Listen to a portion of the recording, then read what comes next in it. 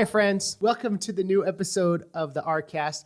I'm here with Devon James of the Web3 Working Group. We connected at the Disco Summit in Austin, which he did an amazing job hosting.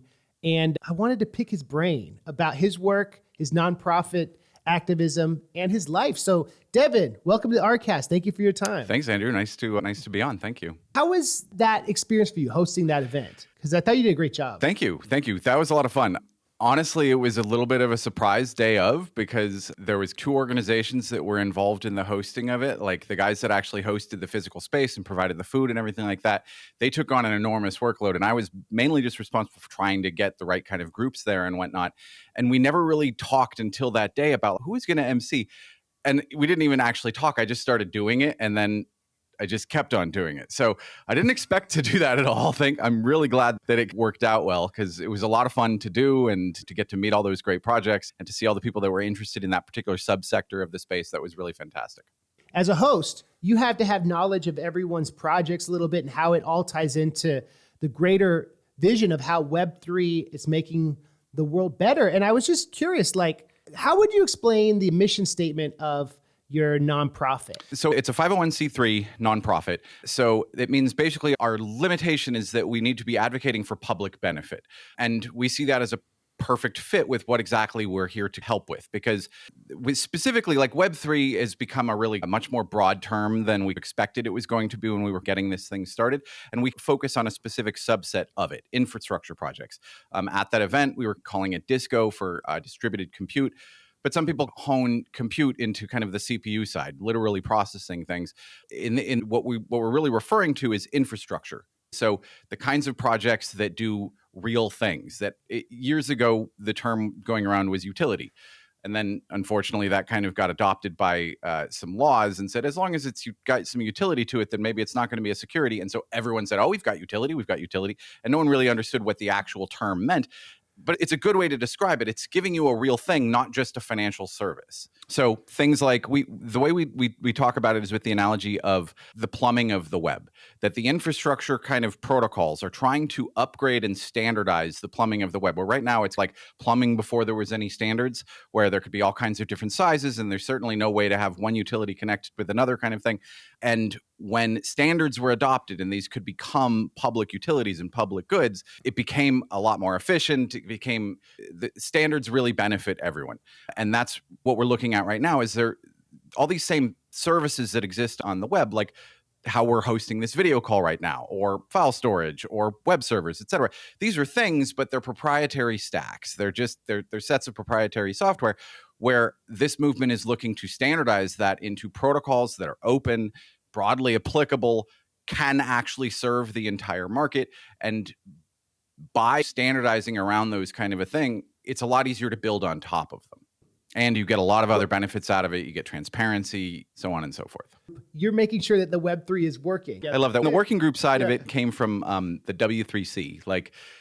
Early on, the web protocols were invented, but you really needed to have some working groups come together to try to figure out what are the standards that make sense to build upon, how do we advocate this to the public, et cetera. So it was the same kind of thing in this case. There was a handful of protocols that are in this kind of subsector that felt like they weren't really being represented by the public discussion, either with, amongst lawmakers as they were discussing this stuff. They tended to always focus on market stuff, DeFi, very much financial related type services. And obviously there's a token associated with every one of these protocols, because that's what kind of makes them sustainable, makes them able to keep on running. They aren't financial services. They're providing some sort of a infrastructure good.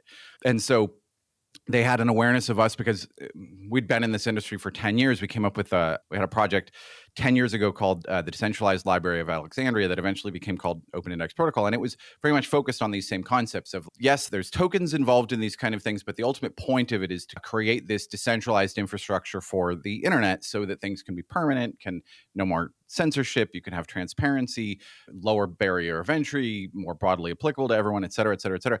So we been talking about these things on the web, and we'd actually already done a little bit of advocacy kind of teaching because the state of Wyoming stepped out in front of everyone and said, we really like this technology. We want to see how it can work. And we went and spoke to their legislature, and they actually even ran a pilot program on top of some Web3 infrastructure protocols. And so between those and some of the video series that we had done trying to educate some of these things, Sam had been aware of us and thought, we really need to have some sort of an advocacy organization that can speak for us, kind of thing, when in these meetings with Congress and with the public in general, so everyone doesn't think this is fintech. Because over the course of those 10 years, I've had the opportunity to talk to a lot of like friends and family and just random other people about this stuff. And a whole lot of people, their eyes glass over when you're talking about financial related stuff. They don't want to think about it. They don't want to try to understand it. It's too complicated, or it's too esoteric and disconnected from them. But these kind of things resonate with people. They really do understand them a lot better. Since no one was speaking on their behalf in that, they thought we need to form an organization to stand up for this subsector and represent it and help it be carved out and recognized as a specific subsector. That's when they recruited us, and I guess it was about a year ago or so that we founded the organization. You're doing education and advocacy, and it's like political too. It all comes together, it seems. It didn't used to feel very political. It certainly wasn't partisan, that's for sure. When we started it honestly wasn't a very it was like one of the last remaining, because this is an incredibly divided, very partisan Congress, but this was one of the last important, really probably the only last remaining kind of important subject that hadn't yet been partisanized. But I think maybe just because of the collapse of FTX, for whatever reason, certain members of Congress and politicians got embarrassed by their association with that. And so they decided to get really hardcore anti-crypto and, oh, this is really dangerous. We need to really clamp down. And it just drew the lines. And so it became very political. But we do have to be very careful, because as a kind of a public benefit organization, we can't be partisan. We can't be supporting any particular politician's candidacy or anything like that. So we have to keep it focused on just education and certainly advocacy, because we have things that we think would benefit the public by being adopted. So we can teach about them. We can certainly advocate for them. It's interesting. That honestly it's been a lot of fun so far. All of our time on Capitol Hill, we presented to the Senate Financial Innovation Caucus, and we've spoken to a whole lot of staffers and a whole bunch of individuals and individual members of Congress. And they've been very receptive. It's been a really positive, rewarding experience so far. So I didn't expect it to be so political, but to the degree that it's been political, it's actually been pretty rewarding. I was thinking about the story you told me.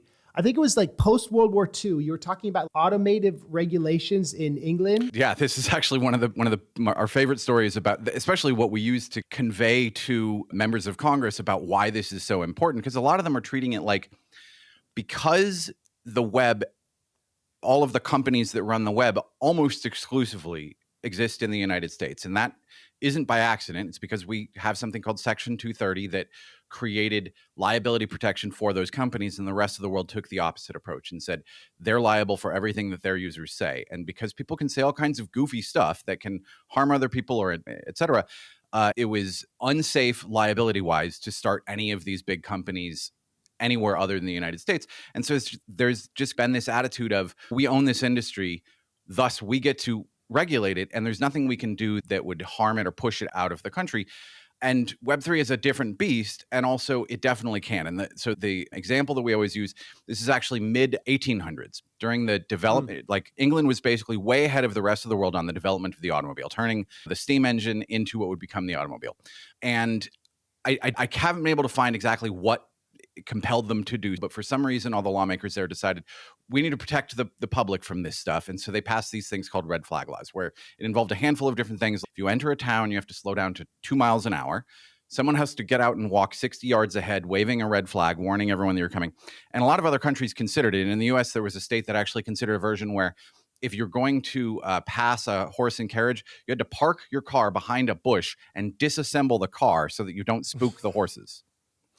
Absurdity, right? Absolute absurdity. But it completely destroyed the nascent automobile industry and all the development of it for 30 years. And then Mercedes-Benz comes along in Germany and invents the automobile and gets the footnote in history for having done so.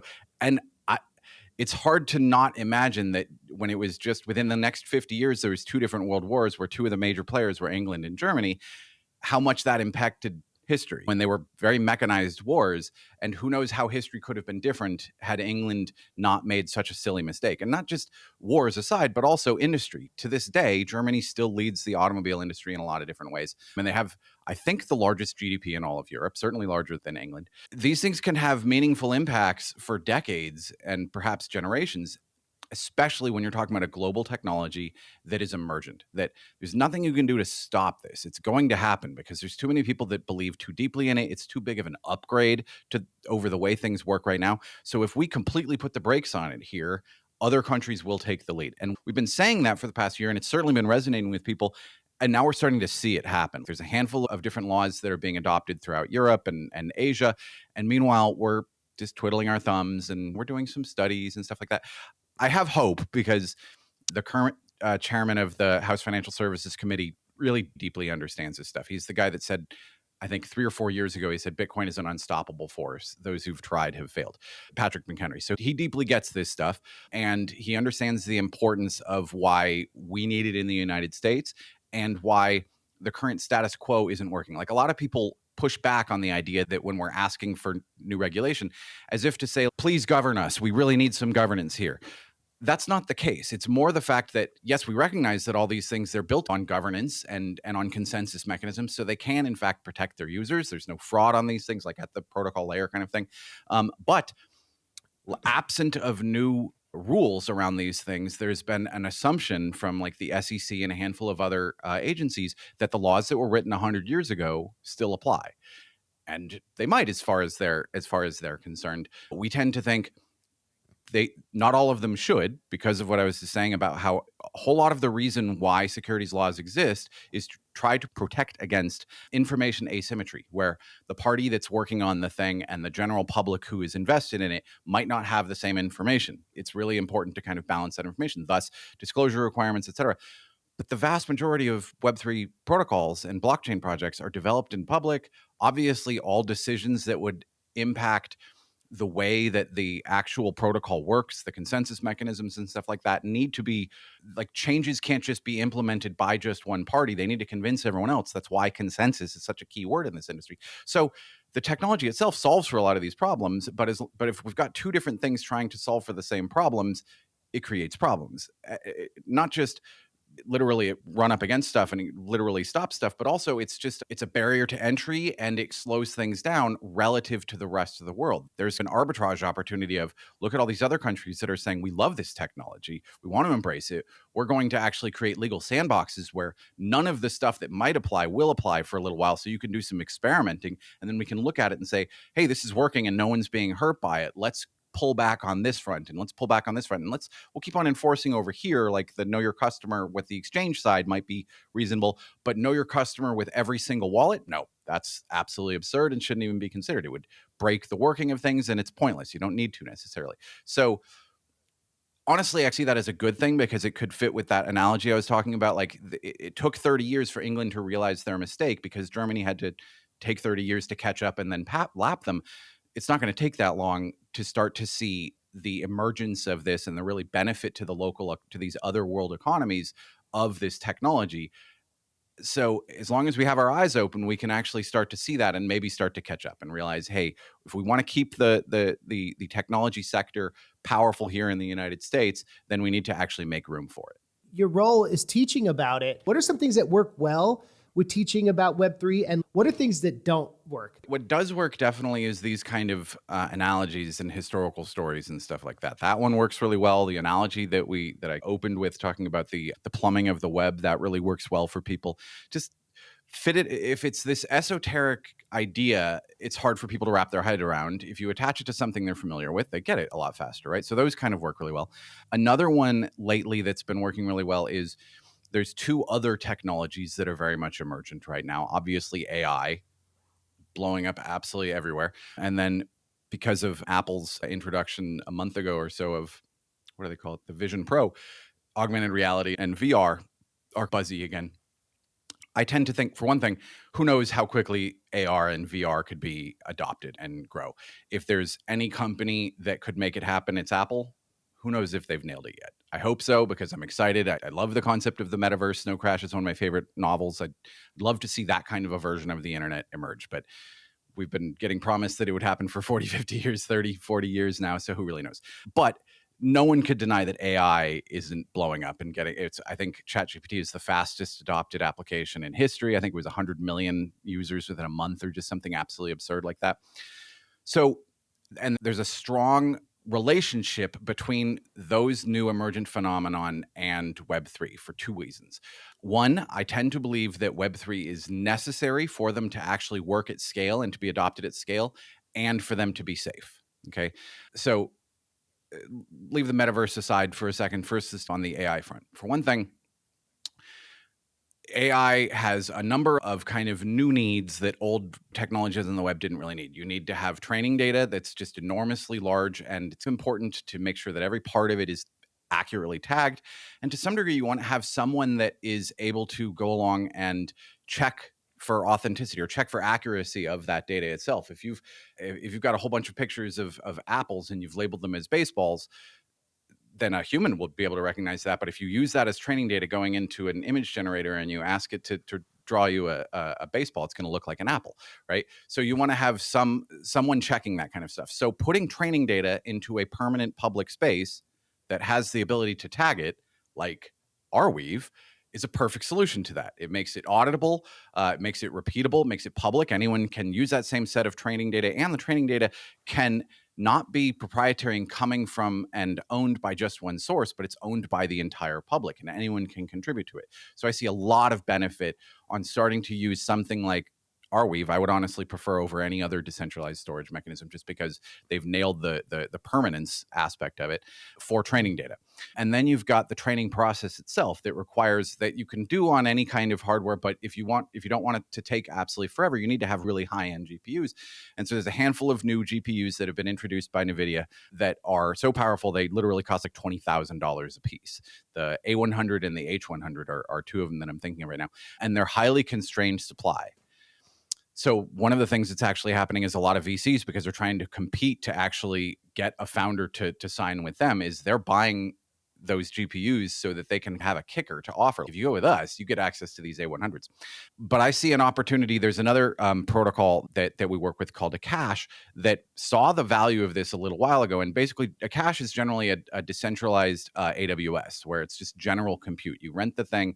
It's not designed for just one use case. You rent it and you can run whatever you want on top of it. So it's used generally to run a lot of different decentralized network nodes and stuff like that. They've got pre-builds for different types of networks and stuff like that. And one of the things that they're working on introducing right now, it's already in their test net, and I think it comes out onto their main net very soon in the next couple of weeks or so, is the rentals of these really high-end GPUs, which really is a key mechanism, because the startups that need access to this don't necessarily need them for a long period of time. So if they need to buy 10 or 20 of them, that's an enormous cost outlay, and they're only going to need it for a short period of time, and then it's just sitting on the shelf, not earning back its cost. Whereas if they could buy it and then when they're done training it, rent it out to someone else, or if the party that has a whole bunch of money that wants to invest in getting at the front of the line and buying them, they could rent them out available to the market, and thus they can make their money back by just letting it go from one party to the next party to the next party to the next party. And now everyone has access to this. A whole lot of people are able to compete with each other, and we can use this constrained supply in a useful way.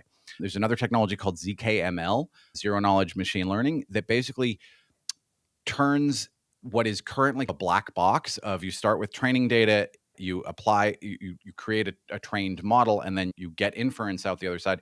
And being able to reverse engineer from the inference back through the trained model back to the training data is nearly impossible. ZKML gives you some ability to actually be able to do that. You can verify what training data and what training model generated some particular inference output. That's enormously powerful. And then the last piece is, a lot of people are worried about, like, there's various different AI dangers.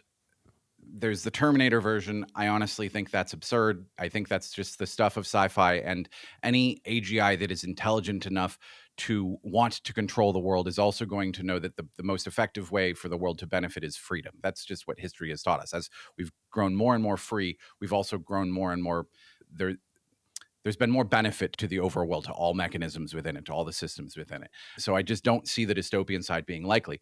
There's a lot of things that you can do to prevent it, but the much more likely kind of dangers are, a couple of weeks ago, there was the Pentagon explosion where a fake image started going around, and someone put it on Twitter, and then some major account retweeted it. And so everyone's, oh my God, this is a real thing. And it wasn't even a Pentagon. It was just a government looking building. And there was really obvious artifacting. So it was clearly machine generated.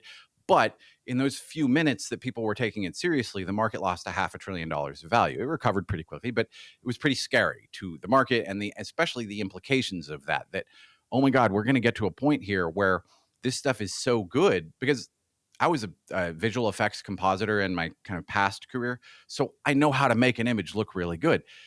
We've been able to do that for decades, but it took a lot of time. And so it wasn't that big of a threat because it took so much of a commitment to do anything like that. Now, with one prompt and a few seconds of rendering, you can make an entirely realistic looking image. Oh my God, how are we going to be able to trust anything we see on the internet anymore? This is terrifying. Most everyone in the Web3 industry, in the crypto industry, knows what the solution is: sign everything. There's a great blog post by Fred Wilson called Sign Everything, and it gets into the details of this if your listeners want to go read the details. But basically just using public private key cryptography, and the fact that I can control my private key and then sign a message that I put into the world, I can authenticate it as me, and everyone that follows me knows that message came from me. And so if some image of a Pentagon explosion comes out and it isn't signed, or the signature has no history, nothing else has been signed by it before, it's very easy to look at that and say, okay, that's almost certainly fake. We don't need to analyze the image itself, because if it was coming from a trustworthy news source that wanted to show their track record of provenance and how they've never lied about stuff in the past, it would be easy for them to do. There's a whole lot of technology baked into Web3 that have been getting built over the years, but they're hard to apply. So there's a lot of Web2 startup founders that have just decided, the web works well enough as it is, but now they're really excited to integrate AI. So we tend to think, because they have the knowledge and know-how and dedication to get over those hurdles in order to enable them to have access to AI, they're also going to be integrating Web3. And once they do, they're going to discover, oh, it's more than just the fact that I can do my machine learning on it. It's also, look at all these other amazing things. I can do micropayments. I can all this other amazing stuff. So we think the emergence of AI is going to lead to the adoption of Web3 without people really even realizing it. It's just going to be invisible on the back end. That's a narrative that's been resonating with people really well, just because everyone's either excited about or scared of AI right now. It helps them see why they don't necessarily need to be terrified of it. It's actually going to be treated like email spam. Right? For a while, email spam was a very serious problem. You couldn't really tell if something was from your friend or not. And then some amount of cryptography got inserted into it in a somewhat invisible way, to where it's now mostly possible to filter everything that isn't really intended for you out. And it still happens, and you can go look at your spam box, but it isn't a problem in business and with communications.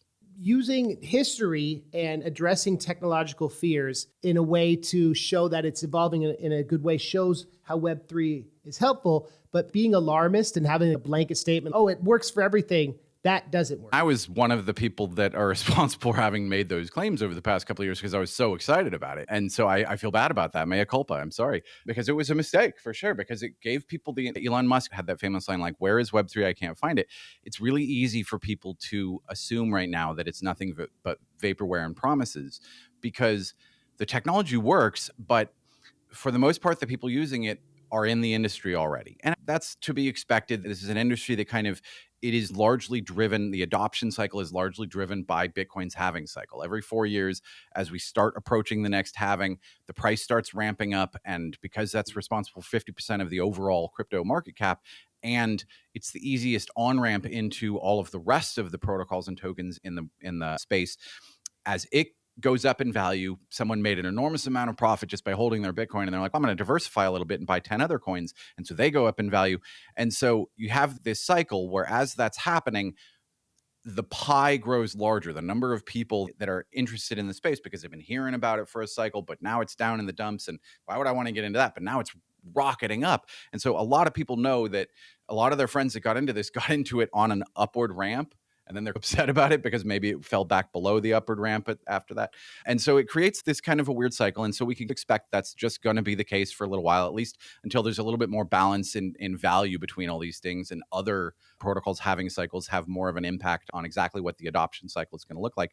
But as a result, it means that during those kind of crypto winter periods, the only people that are using this stuff aren't new users. They're the people that have already bought into it over the previous kind of past cycle. And so the UX issues are focused just on the people that kind of already know. So like anyone that's using some altcoin, it isn't necessarily having any better UX than Bitcoin does, because people think if you had to use these kind of ugly looking public keys for your wallet to get into Bitcoin, and people already understood how to do that, then it's totally fine to do that in all of the other coins as well. I tend to think we still need some major UX solutions to happen before this is easy enough for my in-laws and everyone else to actually actively use this kind of stuff.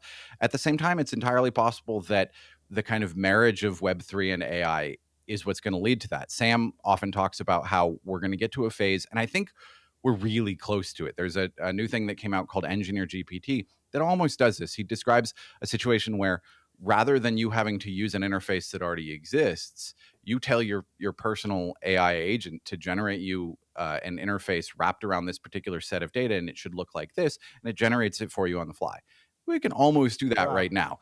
And doing that, especially if the AI is trained on all of the docs for each of these protocols and how the wallets work and stuff like that, it can easily obscure all the complexity that makes most people turn off and be like, I can't understand that. So it feels like to some degree, we're still at the IP address phase of the web, the development of the web before domains. And a lot of people thought what we need to do is solve for the naming issue. So we got things like ANS and stuff like that. And there's names on Arweave now and a lot of these other issues or solutions, but I don't think that's the totality of the UX solution, because there's still way too much complexity around signing and where are your keys stored, and the issue of, are you either going to trust someone else, which can have its own benefits, but it's not FDIC insured, so it's not really an equivalent to a bank, or are you going to only trust yourself?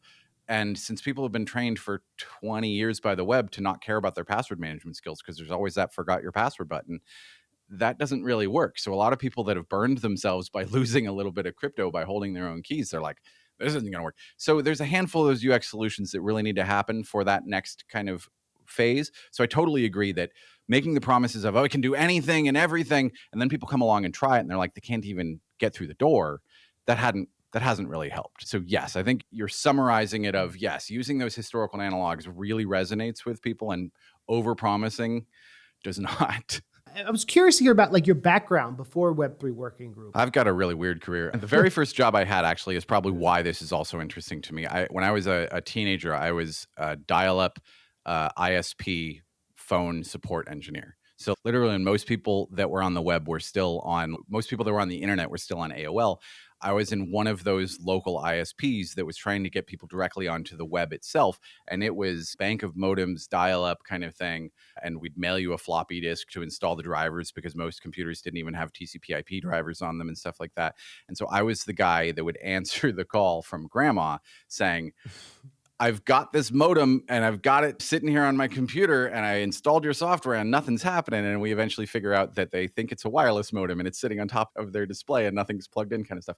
So that was a fun way to be introduced to the idea of this global emergent technology that has so much potential, but it's so complicated. But despite that, grandma was really sure that she wanted to push through this and make it happen anyway, because she could tell this was going to be important. And so that has resonated with me enormously through this phase, that's for sure. But in the interim, I did a handful of other things. I worked for Apple for a few years and learned, like, this is when Apple was shifting from the company that was just about ready to go out of business to the biggest company on the planet after introducing the iPod. And I saw how you do marketing right, how you talk to customers right, that kind of stuff, how you can turn a hardware-focused business into something that can beat all the software businesses, their own game kind of thing. I was incredibly impressive.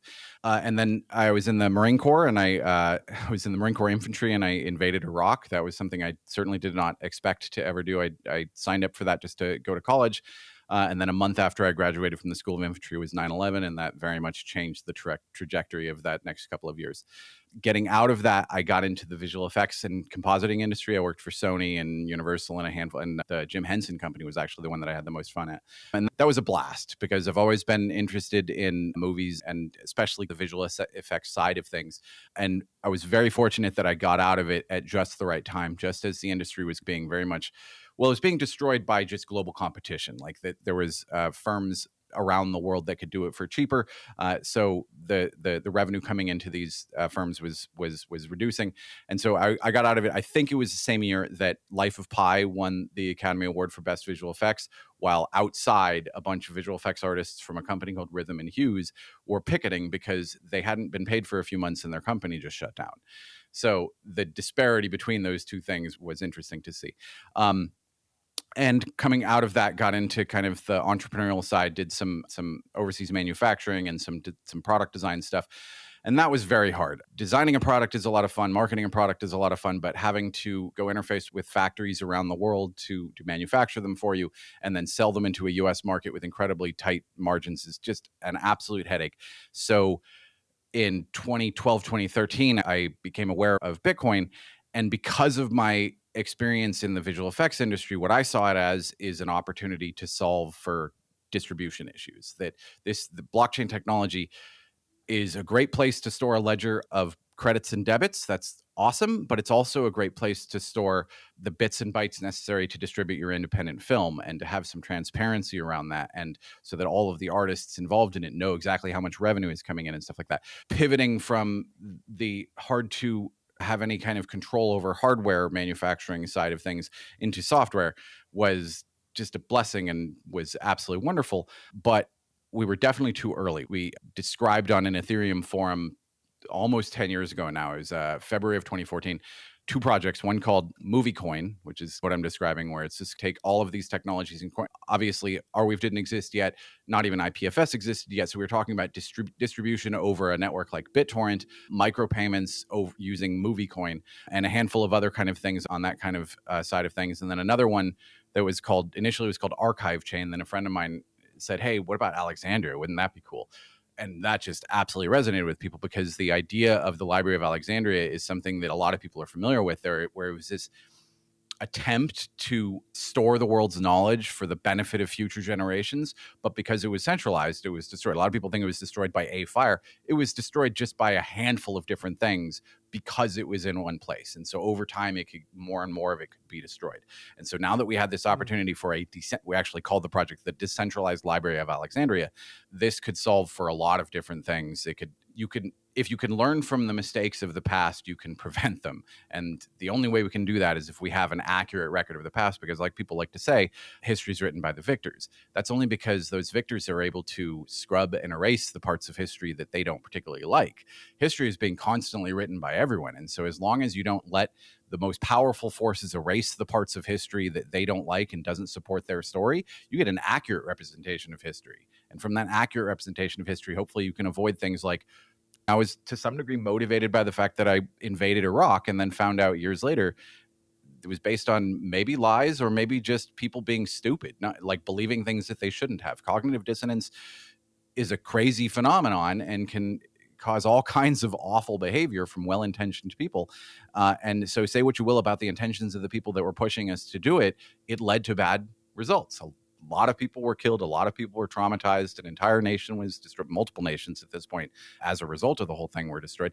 And so motivated both by, boy, it really seems like the media industry could be having a much more positive impact on all the artists involved and the world itself. And the fact that the medium that carries popular content also carries the news. That's always been the case. If we upgrade this thing for the sake of popular content and are able to more effectively deliver movies, then we can also deliver the news and history. So I just saw it as a technology that could really help the world in an enormous number of ways. But like I said, we were way too early at the time. People treated us like pariahs for talking about that you could do anything with blockchain other than Bitcoin. That's just absurd and silly. But so we eventually decided, okay, let's just focus on just development and figuring out these ideas further and stuff like that and stop worrying about the front ends of it. And so we got to spend a lot of time investigating what the best way to organize information is so that it can work for scientific purposes and government purposes. And so we did pilot programs with Caltech to store scientific data, and like I said, the state of Wyoming to store land records. And there was a bunch of news records that were being stored, and then obviously videos and movies and stuff like that. And now I see an enormous opportunity for those same kind of concepts to apply into spaces like ArWeave, for example. Like I was just looking last night between, what is it called, Ancient Internet and the Alex project. They're doing two sides of what our project originally did back in the day, where they're archiving aspects of the public space, the public square, Twitter. Like they'll either capture a particular user and all of the tweets that they've shared, or they'll capture a subject and everything that's ever been said about those things. And we actually came up with a really innovative way to visualize that stuff 10 years ago, and we've never seen it actually be used by anyone. So it's something I'm excited to reach out to those projects and maybe incept those ideas. It's basically like this word cloud that boils down, because when you try to capture an entire subject, like the Ukraine Russia war that's going on, every second there's 1,000 tweets about it. You can't possibly wade through that and expect to know anything about it. And the reason it was important to me at the time is because Twitter was how I discovered blockchain. There was such an amazing conversation about blockchain happening all the time. I was teaching people, sharing ideas, and I was learning from people, and it was just absolutely amazing. But there's no way with Twitter, like I can tell right now what the general sense of things are, what people think about things right now, but I can't do that same thing from 6 months ago. And I can't see how that's evolved over time on kind of a macro level. And so one of the ways that we had envisioned how you could see that is you turn all that overwhelming, enormous amounts of data, the fire hose of Twitter, into a word cloud based on a timeline. And so you can see what the most emergent ideas are because they're the biggest words. And then if you want to push in on them, you can see the individual tweets that added up to become that particular word. So we were running it for a while. Actually, it's weird how history cycles. When Russia invaded Crimea 7 years ago or so. And so we were capturing the words Russia and Crimea and Putin. And I remember one morning I'm looking at the word cloud and suddenly tanks becomes the biggest word. And I'm like, what's going on here? And I dig into it and it looks like they've literally just sent tanks over the border into Crimea. And so you can just play this timeline and look how people are describing history at different periods in time. And because it's on a permanent blockchain, it can't be erased after the fact. So this stuff just absolutely excites me. And I honestly can't imagine how much kind of better society can be if we have access to this for the first time, because never in history have we had the ability to have permanent storage of information to be able to learn from. And so we have these awful cycles where once every human lifetime, we forget about everything and we make the same mistakes all over again. Maybe we can change that now. How is the SEC making your job hard right now? They aren't making our job hard because they're actually making it easier for us to educate people about the dangers of this stuff. They're making all the entrepreneurs' jobs hard, and they're making all the end users that want to adopt this stuff, making it hard for them to get into it because it's putting there's so much pent up energy off the sidelines waiting to see how this stuff is going to roll out. It was almost 10 years ago that we got the Jobs Act. And one of the side effects of the Jobs Act was supposed to solve for that. We had these crowdfunding sites like Kickstarter that you'd throw in your $100 or whatever, and if the product eventually got built, you'd get that product. And that was perfect for a lot of different products. But some products like the Oculus Rift were Kickstarter projects. And so you'd throw in your $300 or $400 and you'd eventually get your Oculus Rift, and that's great. But after I think 2 years, it got sold to Facebook for like $4 billion. And none of the people, and I don't think they had to raise too much money in the interim to do so because they proved their product using Kickstarter. I might be wrong about they might raise a lot, but the point is really their seed stage did come from the public that was paying for these things. And so a lot of people thought, why can't we do crowdfunding for equity on these kind of projects? And so the Jobs Act was intended to allow exactly that. And it had carve outs from securities laws to explicitly allow that. And the extra interesting thing is it even envisioned, because cryptocurrency did exist at the time and the altcoin explosion had begun, and a lot of people were thinking this is a great way to replace stocks. Like they were leaning into the equity side or to the security side and saying, this could do what stocks do and what securities do, but better with more trustworthiness, et cetera, et cetera, et cetera. So let's embrace this new technology. but it did it so poorly. It implemented it so poorly. I think there's maybe a dozen or 2 dozen projects that actually have ever used it in the 10 years in the interim. And in the meanwhile, with only that and then nothing else new laws wise coming along in that period, the SEC has instead just assumed that until we start losing cases in court, we're on the right track. We're going to just keep on enforcing and enforcing. And the danger with that is they have an unlimited budget, essentially. They don't technically, but the backer behind them has an unlimited budget. It can print money. Yeah. And that's really dangerous, especially if your goal is to try to grow your economy and grow the amount of innovation that's happening. And so clearly they don't share that goal. So say what you will about whether there's ulterior motives there. I don't necessarily know that there are. I think, again, like I said earlier, cognitive dissonance goes to explain a whole lot of things that we might assume to be ulterior motive or bad intent as actually just you believe what makes most sense within your worldview at that particular point in time. And so I think it's really harmed the industry for this regulation through enforcement approach. I think it's held a lot of projects back. I think it's made a lot of projects that otherwise should be very easy to use for Americans. Like, I think all of the projects that are represented by our board members, I can't get on most exchanges. And that's really hard. They're all available on, I think, crypto.com, which is nice that I can at least get them. But I don't particularly like the interface of crypto.com. I think it would be improved if there was competition. I think if there was a handful of different markets that were end user facing, that had to compete for market share and were able to trade more tokens, they would increase the UI and the UX experience. I think it'd be nice if Coinbase could list most of these things. And I think the only reason they can't is because they each need to have their own checklists that they go through to decide, do we think that the SEC is going to come after us for this? And clearly they were wrong about some of their decisions. Not that they were in fact illegal or unregistered securities, but the SEC thinks they were. And this is because the SEC hasn't actually been clear about anything, and they're acting as if their enforcement actions are clarity and do create clarity. Well, an enforcement action isn't law, especially while it's still being hashed out in the courts. And because of how powerful they are, a lot of these things end with a settlement because the party that's defending themselves runs out of resources and the US government doesn't. We just keep on increasing that debt limit and borrowing and making up more money. And so you've got this really bad asymmetry of power involved. And I think the biggest harm has been, it makes me wonder how many, because it's biased toward founders. Either there's obviously a lot of the founders in the industry, they just said, this is such a good idea and it's so important for the world that I'm going to risk the danger, that I really hope that we're doing this right. And most of them get legal counsel to try to tell them what is the right way to do this to avoid trouble and everything. So they don't want their end users to be in trouble. They don't want their market cap to be destroyed. Like a lot of people were using LBRY and Odyssey and published a lot of stuff. They had, I think, millions of users, and they've been effectively destroyed by the SEC. And that's not good for innovation. So like I was saying, it biases for certain types of founders. You've got certain ones that are just so dedicated to the cause that they'll go for it, even if it's not entirely sure whether it's going to be okay or not. But the ones that have a little bit more of, they want a little bit more safety, they're hanging out at the sidelines or looking at other countries that are saying, hey, it's perfectly legal here, come here.